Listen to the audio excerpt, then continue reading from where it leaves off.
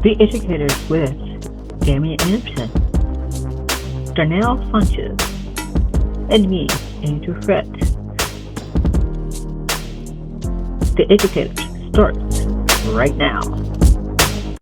Welcome to the Educators. We are glad you all are with us today, and we have a great show in store. Yes, we do. Well, let's get started with some Ed Chat, shall we? Now, teachers, I'm talking to you guys for right now. What do you all think about building authentic connections with your students? You guys know I'm big onto that relationships. Well, get this. A student said to their teacher a few years ago that, and I quote, "You are the only teacher who acts like you like us." And the teacher said that her classroom is her happy place, of course, and she truly loves her job, but she knows not all teachers feel the exact same way that she do, and the students that they notice. And she goes on to say that her teenagers are fun, they're witty, they're creative, passionate, and totally unpredictable. Yes, they have pimples. Their voices squeal. They are awkward and sensitive, and they smell bad sometimes. They say inappropriate things. They test the boundaries. The list I could go on and on, you guys. But with all of that, you guys, it still makes her laugh every day. It does. Now she continues on that this wasn't always the case because years ago she became so focused on the curriculum and objectives that she had totally lost sight of the most important element of her professional existence. You guys want to know what that is or was? Her students, her teenagers. So a few changes in her behavior, it helped improve her relationship with the students and led to her current perspective, which we are about to share and break into our own thoughts. Okay. So, Andrew, I believe you have the first one for us. So, what do you have? Yeah, absolutely. Damian, on that. So the first one is, of course, really get to know your students right off the bat, because it really pays off.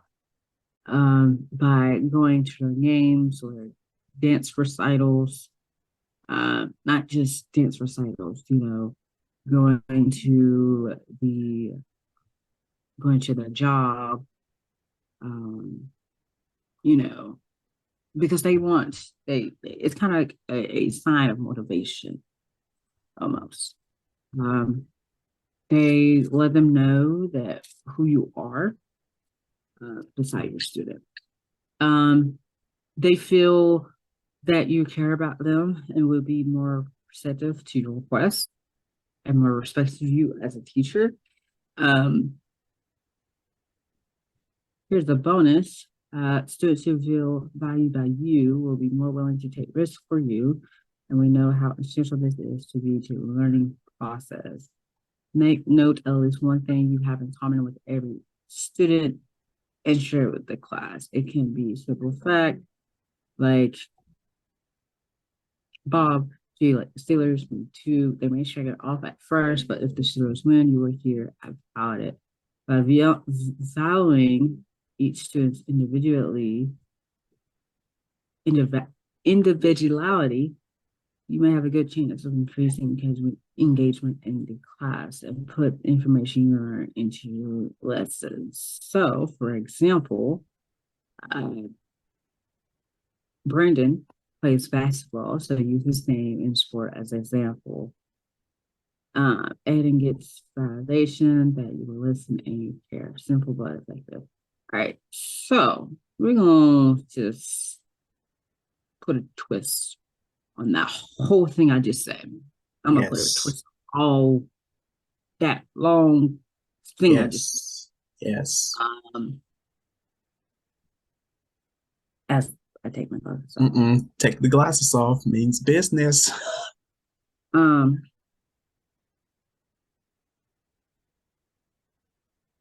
So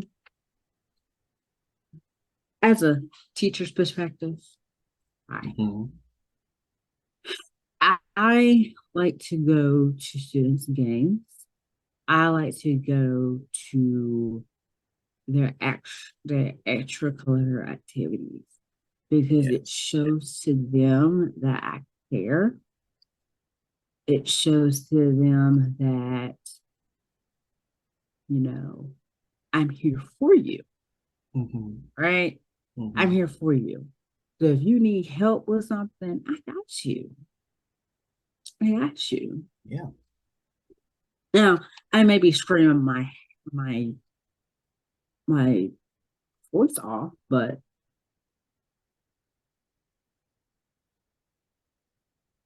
I'm here for them. So yeah, get to know your students. Get to know them. Okay.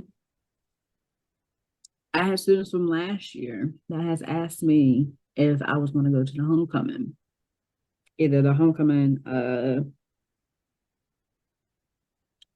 this year. I said yes. I have some that have asked me to go to their games. I show up for their games. I have some, I even had I had two students, well, one of the students this year asked me to give them a little pep talk, Mhm. before the game, kind of give them some confidence Right. before the game. And after I gave them a little prep talk, a little encouragement, some motivation, they won a game. So they know that my office is, excuse me, is always available and that I'm here to listen. There are teachers out there that they don't have their office open or they don't have their doors open. Okay. I have an open door policy. So you're like, okay, Mr. Fred, what is the open door policy? So an open door policy is if you need something or if you need someone to talk to, I'm here. My door is always open. I might not be in my office, but I could be anywhere. I could be on the third floor, I could be on the second floor, I could be on the first floor. I could be anywhere. But if you need someone to talk to, or you feel like that no other teachers are listening to you, that's when I show up. Simple but effective. Mhm. Mhm. Now, I'm gonna put my glasses back on and we'll continue. Uh, well, uh, yeah, you guys, I have nothing to add because you guys know how I feel about this. So let's move on, you guys. Okay, so another teachers, I hope you're really listening, is to give out compliments freely but sincerely. Okay, you guys are wondering what the heck I mean by that. Well, you may not expect it, but get this, your teenagers, middle school students, high school students, in your class, they are starving for approval, attention. No matter how much attitude, let's say Amanda has given you lately, compliment her, you guys, okay, on anything that matters to her, and you will make great, this will help out in the long run. And students, they love to hear compliments, about, their hair, their shoes, their clothing, whatever it is.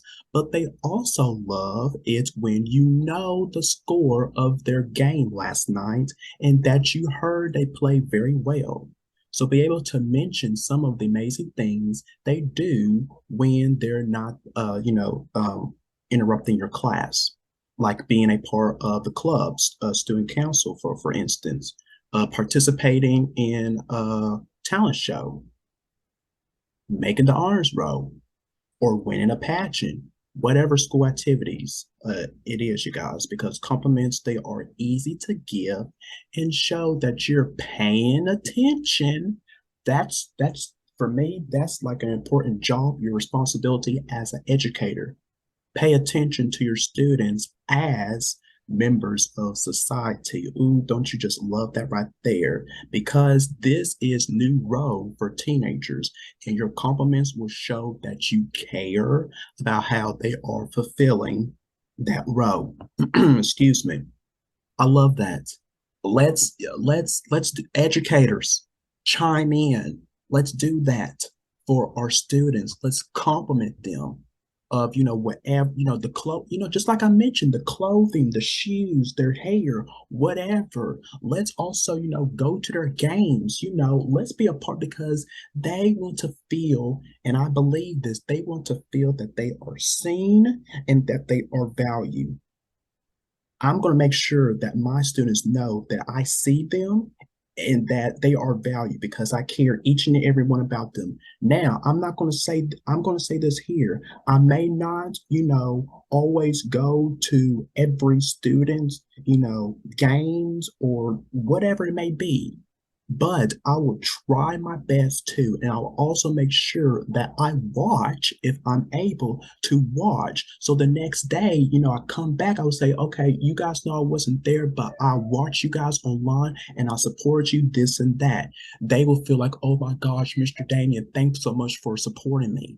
That's what your students want. In my view, I may be wrong about that, but this is how I am going to be as a teacher, making sure that my students are valued, that they are seen and heard all the time. So that's my takeaway. Okay. Andrew, what do you have for us? What's next? All right, I'm gonna read this long paragraph. So then put some things. So next one is about completed activity. You should ask these questions, such as, do you like it doing that way? Should I do this again with my next group? Was this a worthwhile activity? You'd be surprised, high schoolers, by the majority of the answers you get. High school. Most teenagers don't want to waste their time in class. They'll be really honest if the lesson you spent hours planning was a total flop. Okay, I'm gonna just stop right there. Yep. Okay. I'm gonna take my glasses off. Yeah. Take them off again because in high school, they gonna tell you like it is. Say it. Okay. They gonna tell you like it is. Say it. If your lesson is boring, they gonna tell you. Mr. Anderson, your lesson on slope is boring. It's boring. I'm in the back falling asleep. Yeah. Okay. They're gonna tell you like it is. Teachers, you need to listen to them. Listen to their feedback. Yes. All right. Let them, and I like this right here, let them rearrange the classroom for a change. Have them design an order for the day's agenda. Okay. Offer 2 possible due dates for assessment. Right. Now, I'm going to pause right there. Don't be one of those teachers that has a test on a Monday. Don't have a due date on a Monday.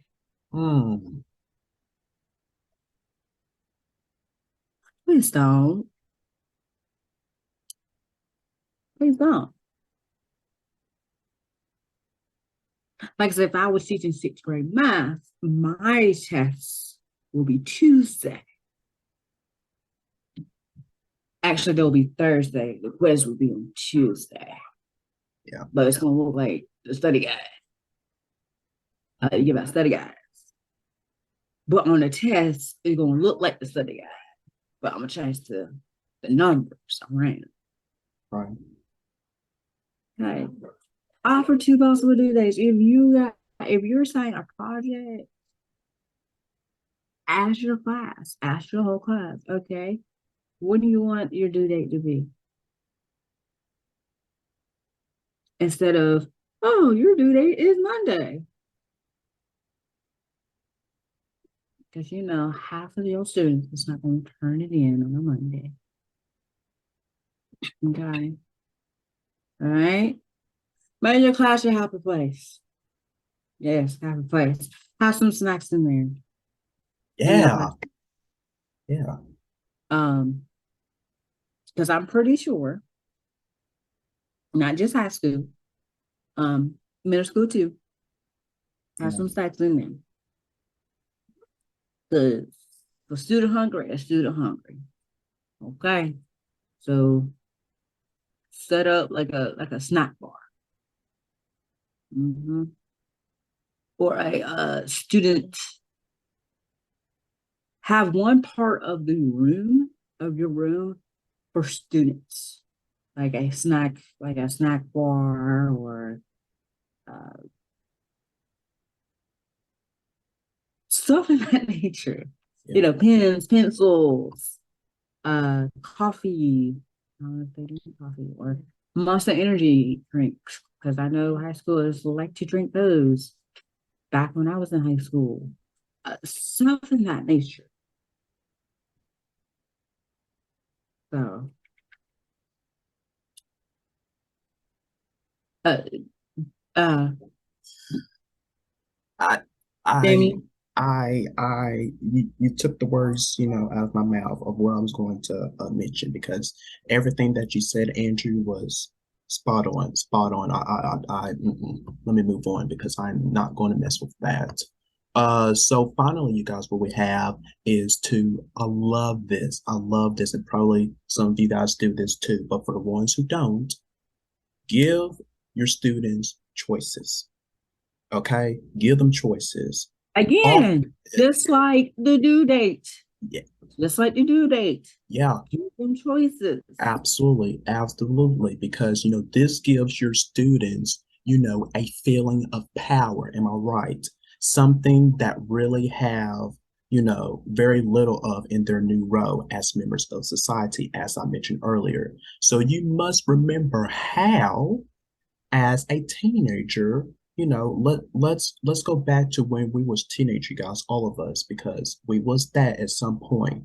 Each tiny, different, bits of details of freedom, that they was going through. They was curious, exploring. Remember back to that time, okay? Tap into that and let them feel that they have some control over their learning, because they do. All students do.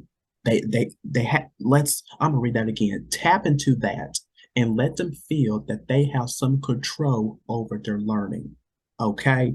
Because there are lots of ways to do this. There is many of ways. You guys can search this up, and it doesn't have to mean more work for you.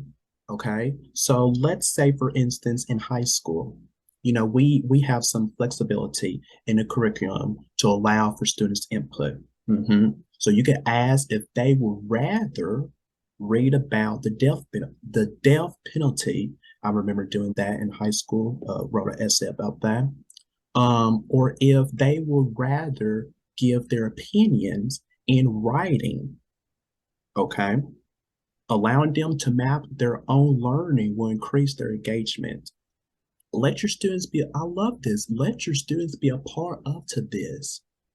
Give your students choices, because if you just because you guys know I'm big onto this. They have voices. Let's hear from them. Let's hear from the students. I know that probably in that moment, if your student says something that you don't want to do, okay, that's fine. But guess what?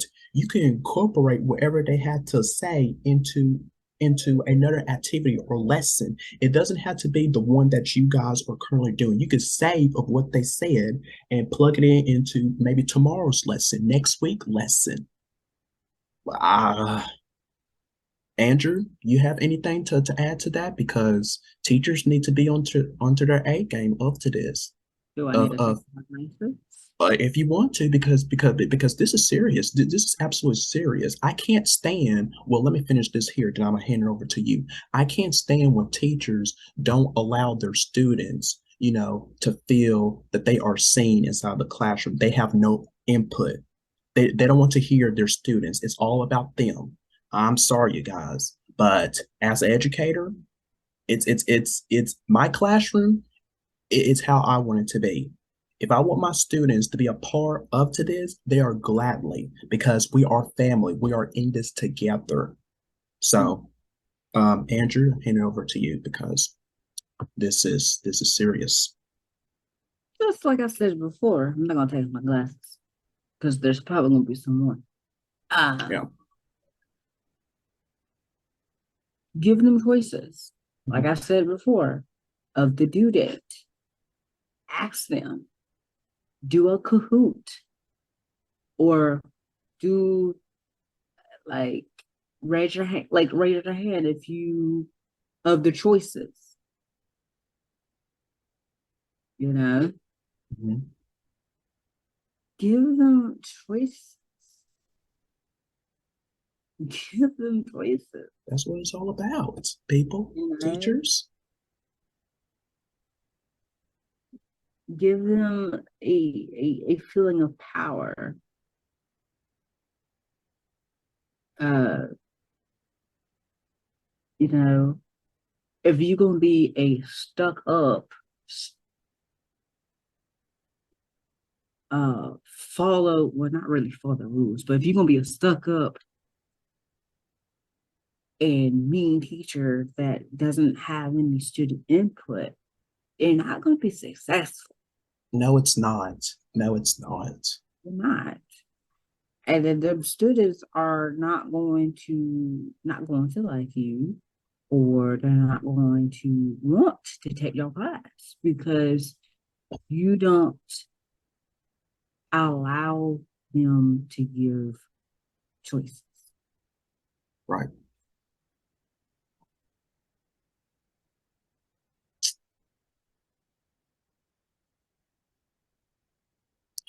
Alrighty.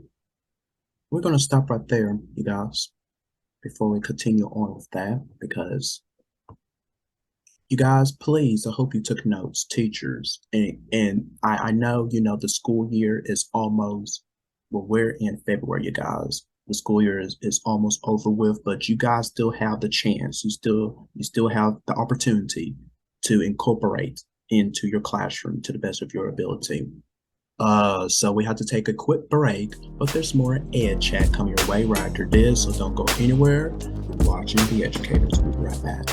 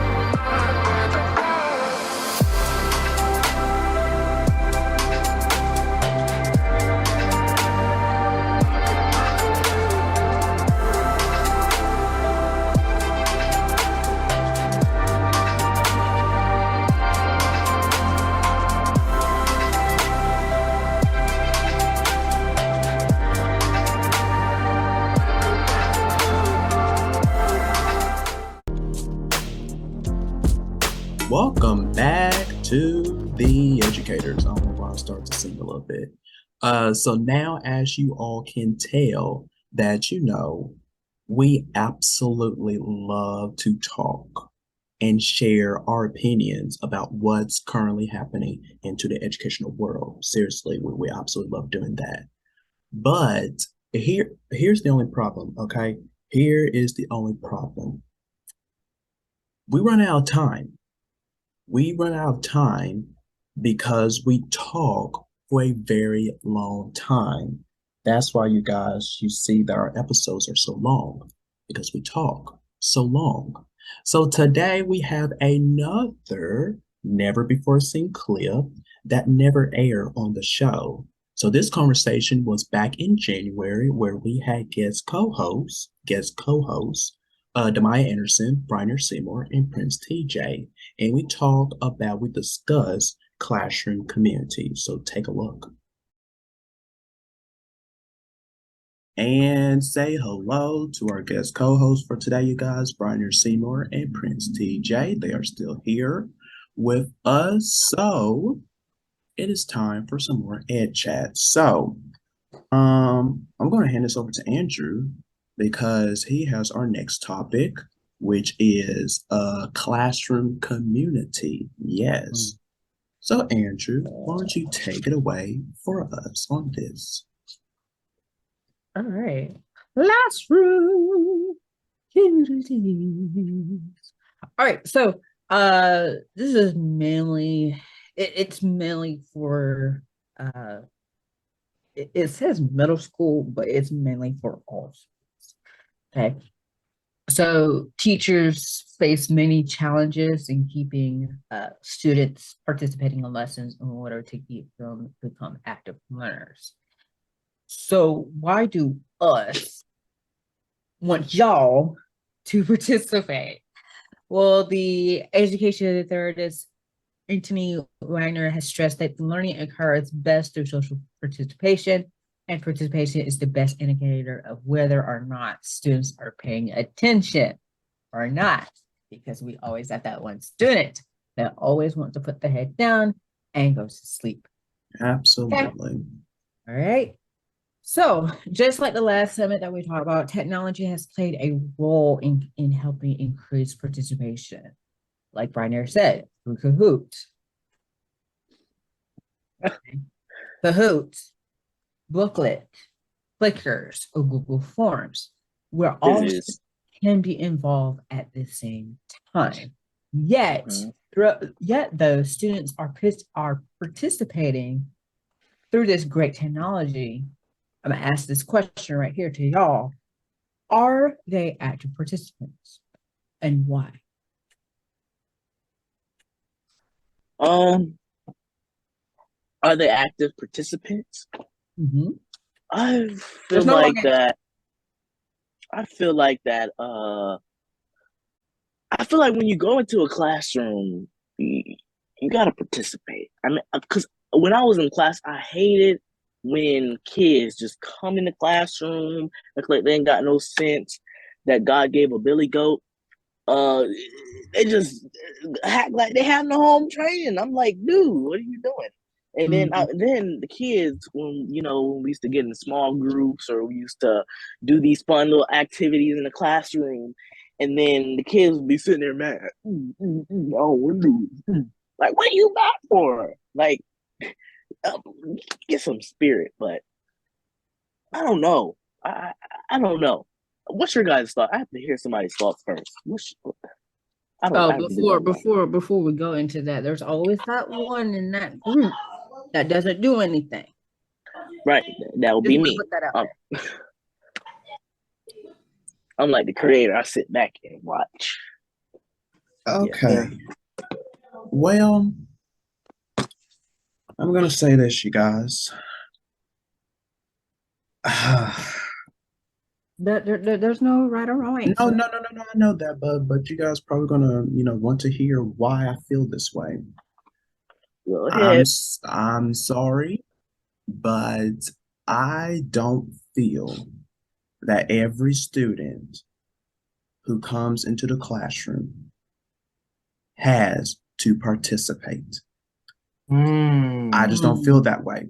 I don't. If they feel like, if, inside the classroom, if they're doing something, the teacher, is, you guys, I understand. We want our students, participate, so they can, this and that. I understand that. But what if some of your students who just don't want to participate. For me, I am not going to, as a classroom teacher, I am not going to force, my students, if I ask them something and if they feel like they don't want to answer, they don't want to participate, okay, I'm gonna just leave you alone. If that's how you feel, you don't have to be a part of to this. But at least, you pay attention and you're listening. That is all I want for my students. That is it. If some students feel they want to participate, go ahead, raise your hand. I'll call on you, this and that. But I'm not going to force my students to always have to participate in a group activity, whatever. That's And just with me. one of the let me things, Just me. let me ask you this question. Go ahead. For the students that are not working, let's say they have they don't want to work in a group, but they're still participating in the activity that you are still giving out. Are Right. they still active participants? Absolutely. Absolutely, yes. Absolutely.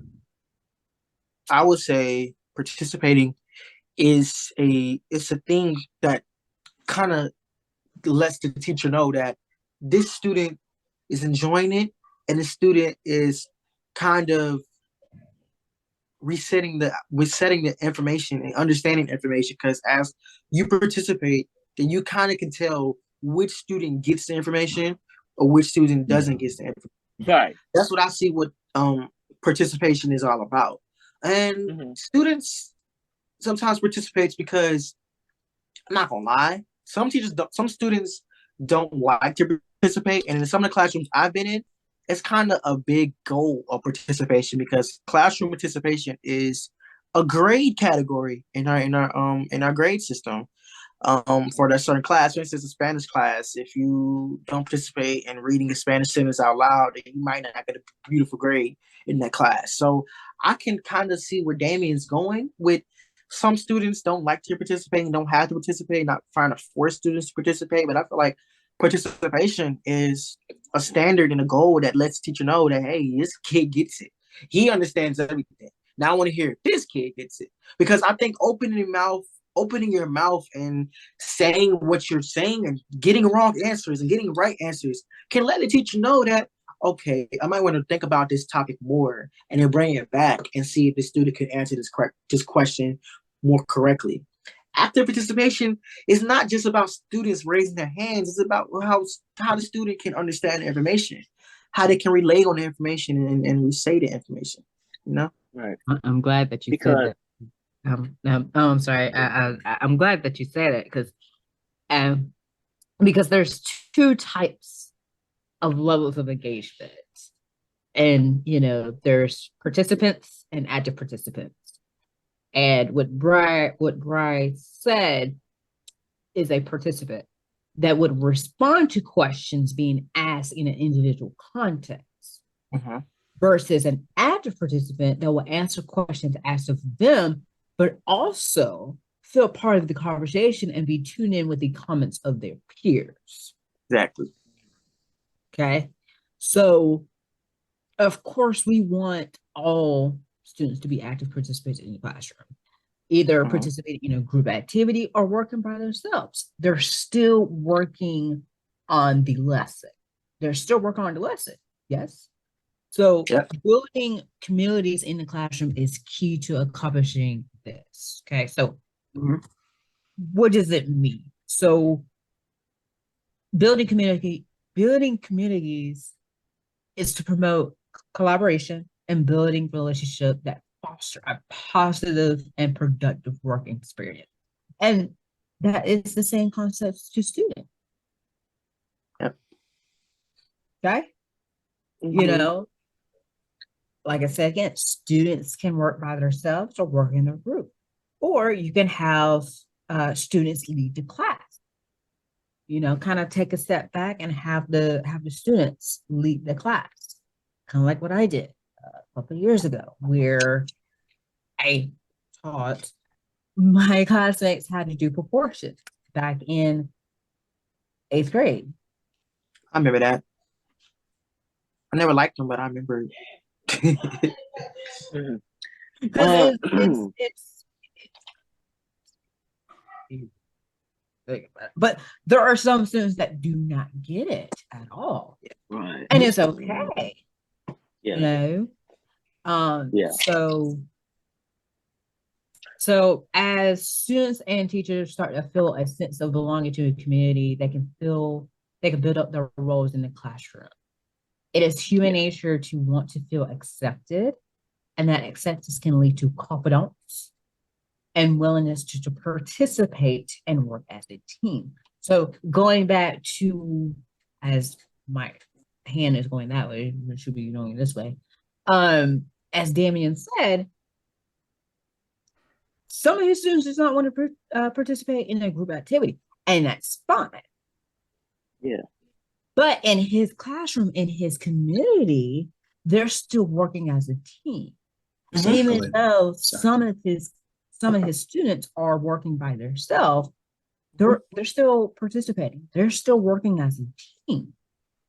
They're still getting their work done. Absolutely. And going back to what Brian said, which kind of leads to the next sentence here, often teachers focus on the needs of students on an individual level, which is great because we want to make sure that each student understand the content to the best of their ability. So Brian hit the nail right there on that. Okay. So overall, really, it sets the tone and encourages students to be active members of their own learning. So meaning by that is take the time to build relationships with your student.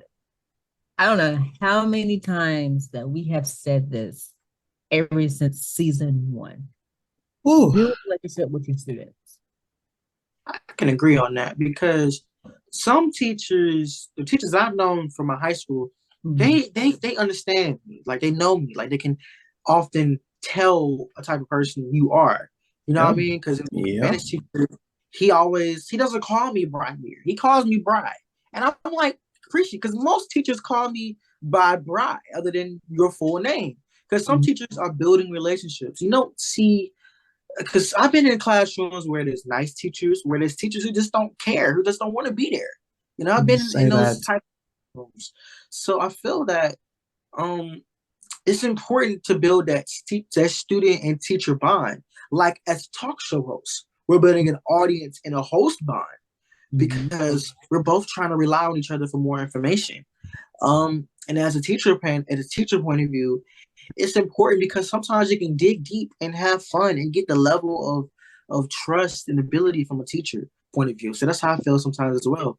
And then, when you have that, go ahead. It is good to have, a relationship with the teacher, but I don't want that relationship with my teacher. I don't want my teacher calling me Ty. Whoa, or TJ. But listen though. It's helpful because that's where the teacher that's where respect can go both ways from you and the teacher. The teacher can respect you and you can respect the teacher. Because there's some teachers would be like, if you show me respect, I'll show you respect. Yeah, right? Exactly. That's that level and of respect. That's respect. Yeah, I'll don't respect me. I'm definitely not gonna respect you. Adult, child, teenager, whatever, because I hate when the adults say if I say to them, if you don't respect me, then I'm not going to respect you. They'll be like, well, I'm an adult. You're going to respect me. Well, listen, uh-oh, what happened? No, go ahead. Because look, it doesn't matter if you're an adult, a teenager, a child, a middle-aged person, you're still a human being. And humans, us as human beings, us as people, us with feelings and all that stuff, we still need our respect. Us kids, us teenagers, we still need our respect. I'm not taking that. I'm not taking. No. I'm not taking that off. I'm saying. Yeah. But building a relationship with a teacher, you're my teacher, not my friend. But But that's that it, point too. Wait, But at the same time, hold on, wait, hold on. I got this. Hold on. I got this. Because I'm a teacher. I got this. Hold on. I got this. Okay. Yeah. Which part? Okay. So why you're saying that?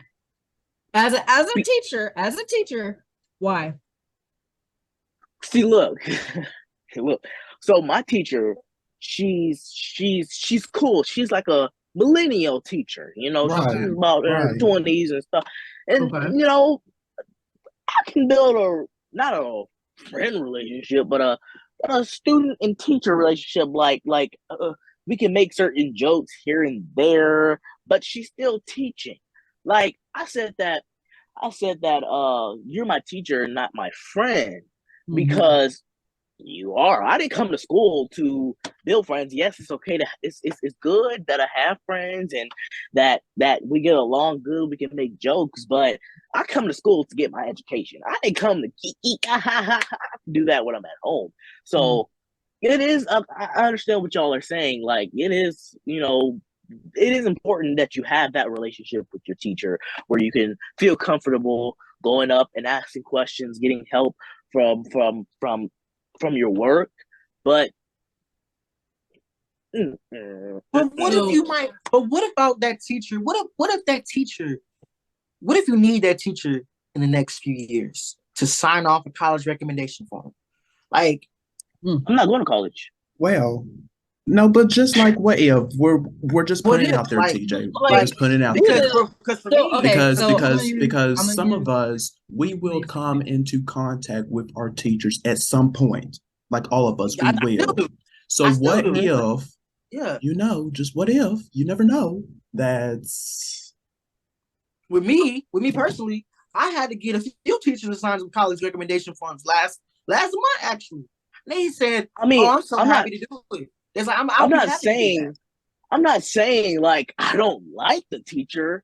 Like if I do have to come in contact with the teacher, like to sign a college whatever majiggy is to sign whatever the case may be, I'm not gonna hate that person or dislike that person. I'm just It's not saying like it's it's it's it's like a bond. You're not asking exactly. it's like a bond. You know what I mean? a Because it's hard bond for people to get bonds. Yes.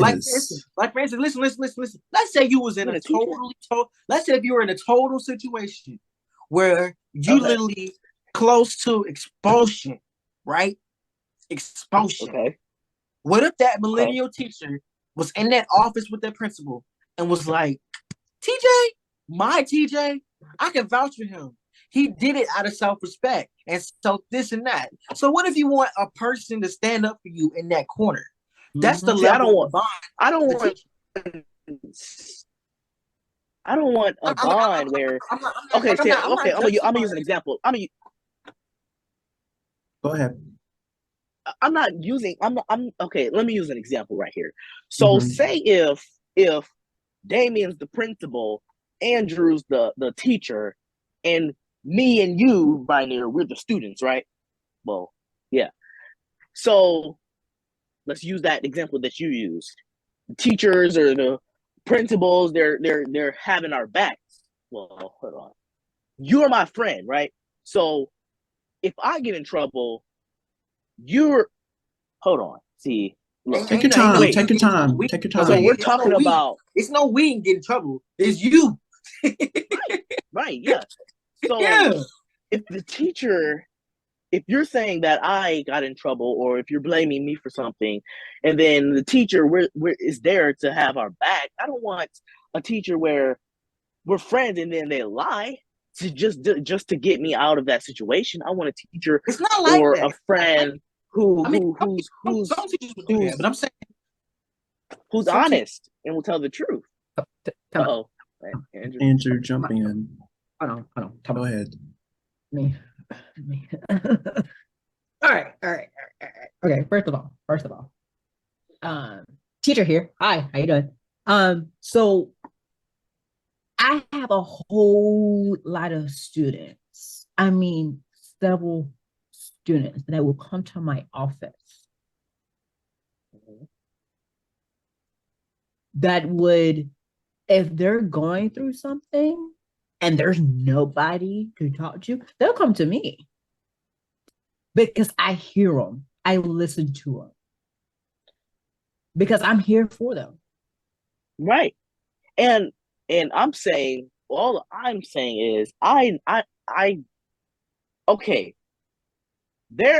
I know there's kids out there who comes up to their teachers because they might not have somebody at home to talk to, or not might have friends at school or outside of school to talk to, and they go to the teachers to talk to them. I can agree with that. I agree with that type of bond. You know, if you don't have anybody to talk to and the teacher's there to talk to them, you can talk to them. I'm saying that this is confusing. What are we doing? What are we talking about?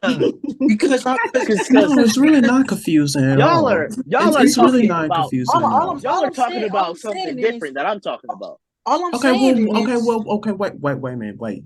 TJ, wait, hold on. What are you going to say, Brian? Here? What I was saying is, it's important to build a bond with the teachers. Yes. It's not to build a friendship with a teacher. Right. Because some teachers do not want to be children's friends. Exactly. So I'm saying that it's important to build a bond because you never know what happened. You never know what might happen in situation. For example, expulsion or a college recommendation letter. The teacher is always there as a second reference. Teachers guide you through situations. Or I'm gonna throw this in there. What if, because I had this happen 2 weeks ago before Christmas break. I had a student come up to me and was like, so and so that another student was bullying somebody. I was like, oh, okay. Let me handle it. I was like, oh, okay, let me handle it. Because they have the courage, the strength to find an adult that they trust, which was me. How you doing? To solve the problem. Exactly. If I was being bullied and I wanted to reach out to a staff member at the school, I wouldn't go to somebody I trust. I would just go to an adult member. At my school, listen. At my school, all the teachers that are there, I don't feel like y'all understand me, bro. All the teachers that are there, the staff, the principal members, or whatever, who are there, I don't trust them. I barely know them. I don't even know them fully enough. So you just go to school just to go to school, apparently. I go to school to get my education and talk and do what I need to do. Who do you talk to? Hold on, wait. Who do you talk to, though? Okay. Who do I talk to? I talk to my friends. That's what I talk to. Okay. I talk to the teachers when I need to talk to the teachers and get my education on. That's when I talk to the teachers. Now we have to take a break, but there's more of the educators coming right up. So stay put and don't move. You're watching The Educators. We'll be right back. You love watching The Educators? Well, you can be part of our conversation too. The Educators is active on social media. Like us on Facebook, follow us on Instagram, and also follow us on Twitter. Join the conversation by telling us what you think. Behind the scenes content. Stay up to date of what's happening on our show and the world. Because you keep the conversation going. So let's get social. Like, comment, and connect with us on The Educators. All right, welcome back to The Educators. It is Black History Month. Yes, we're celebrating Black History Month all month long. And today, we did a little switch up here. We have another one by Dammy Anderson. So, Mr. Dammy Anderson, go ahead and take it away.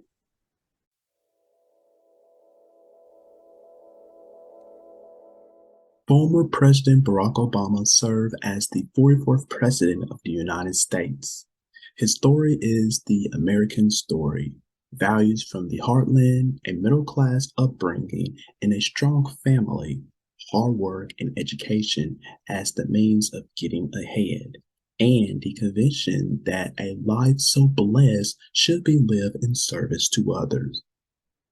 When Barack Obama was elected president in 2008, he became the first African American to hold the office. The framers of the Constitution always hoped that our leadership would not be limited to Americans of wealth or family connections. Subject to the prejudice of their time, many of them owned slaves. Most would have not foreseen an African American president. So Obama's father, Barack Sr., a Kenyan economist, met his mother, Stanley Ann Duman, when both were students in Hawaii, where Barack was born on August 4, 1961. They later divorced, and Barack's mother married a man from Indias, where he spent his early childhood. And before fifth grade, he returned to Hawaii, Hula, to live with his maternal grandparents and attend a school there on scholarship. Now, in his memoir, Dreams from My Father, which was in 1995, Obama describes the complexity of discovering his identity in adolescence. And after 2 years of being at college in Los Angeles, he transferred to Columbia University, where he studied political science and international relations. And following graduation in 1983, Obama worked in New York City, then became a community organizer on the south side of Chicago, coordinating with churches to improve housing conditions and set up job training programs in a community that hit hard by steel mill closures. In 1988, he went to Harvard Law School, where he attracted national attention as the first African American president of the Harvard Law Review. And returning to Chicago, he joined a small law firm specializing in civil rights. In 1992, Obama married Michelle Robertson, a lawyer who had also excelled at Harvard Law, and their daughters, Malia and Sasha, were born in 1998 and 2001, respectively. And Obama was elected to the U.S. Senate in 1996, and then to the U.S. Senate in 2004. And at the Democratic National Convention that summer, he delivered a much acclaimed keynote address. Now, some pundits intensely pronounced him as a future president, but most did not expect it to happen for some time. Nevertheless, in 2008, he was elected over Arizona Senator by the late John McCain by 365 to 173 electoral votes. Now, as an upcoming president, Obama faced many challenges: economic collapse, wars in Iraq and Afghanistan, and the continuing menace of terrorism. Inaugurated before an estimated crowd of 1.8 million people, Obama proposed unprecedented federal spending to receive the economic and also hoped to renew America's stature in the world. And during his first term, he signed 3 signature bills. And he also pressed for a Fair Pay Act for women, financial reform legislation, and efforts for consumer protection. And in 2009, Obama became the 4th president to receive the Nobel Peace Prize. In 2012, he was reelected over former Massachusetts Governor Mitt Romney by 332 to 206 electoral votes, and the Middle East remaining a key foreign policy challenge. And he had overseen the killing of Osama bin Laden. But a new self-proclaimed Islamic state arose during a civil war in Syria and began its sensitizing terrorist attacks. And Obama sought to manage a hostile Iran with a treaty that hinders its development of nuclear weapons. The Obama administration also adopted a climate change agreement signed by 195 nations to reduce greenhouse gas emissions and slow global warming. Now, in the last year of his second term, Obama spoke at 2 events that clearly moved him. The 50th anniversary of the Civil Rights March from Selma to Montgomery, and the dedication of the National Museum of African American History and Culture. I quote, "Our union is not yet perfect, but we are getting closer. And that's why we celebrate, mindful that our work is not yet done."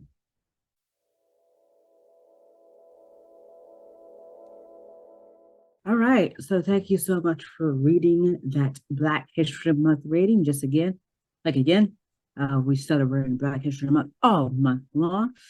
But we're going to have to take a quick break, though. Don't fret, because we're not going anywhere. We'll be right back with more The Educators.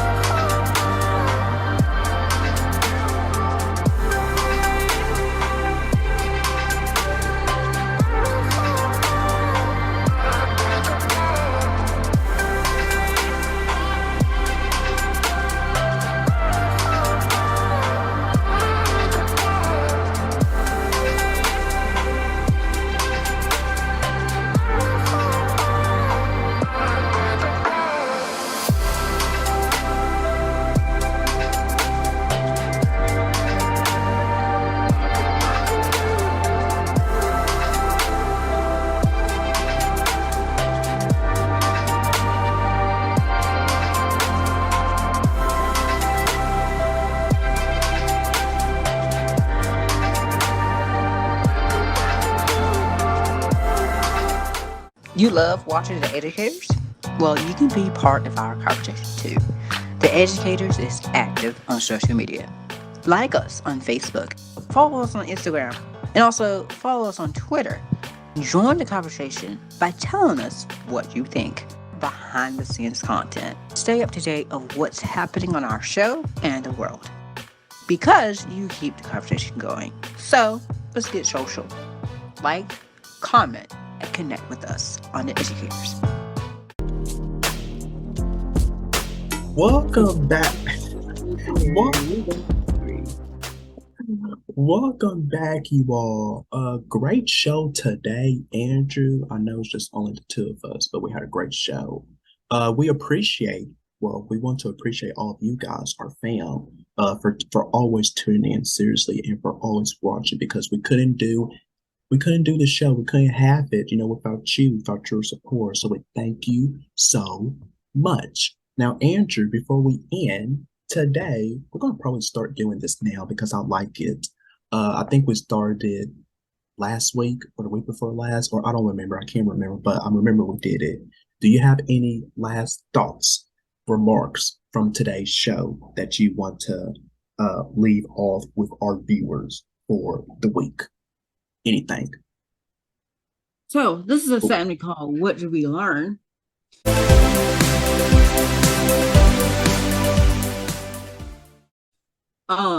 So what did we learn today? Well, teachers, high school teachers, give them options. Make your classroom feel like home. And when I say feel like home, I mean like set up one part of your classroom as a student section. So what I mean by that is like providing snacks or drinks such as Monster Energy drinks or some juices and stuff like that. Okay? Give them options. Go to their games. Go to their extracurricular activities. Because at the end of the day, they care about you. They always look up for you to support, some motivation, and of course, they want you there. So, that is your What Do We Learn segment for today. I'm going to head it back over to Stephen. Absolutely, yes. So that was, you guys, the return of Andrew's What Did We Learn? So thank you so much for that, Andrew. So again, we thank you guys so much. God bless each and every one of you, and we will see you right back here next time on The Educator. So until then, you guys take care, and we will see you all next week for another episode of The Educators. Why did I start to sing? I have no idea. I don't know, you guys. We're gonna end. We'll see you guys next week. I was like, where are you going with this? Are you singing, talking? Like, where are we going with this? I'm doing both. I was doing both.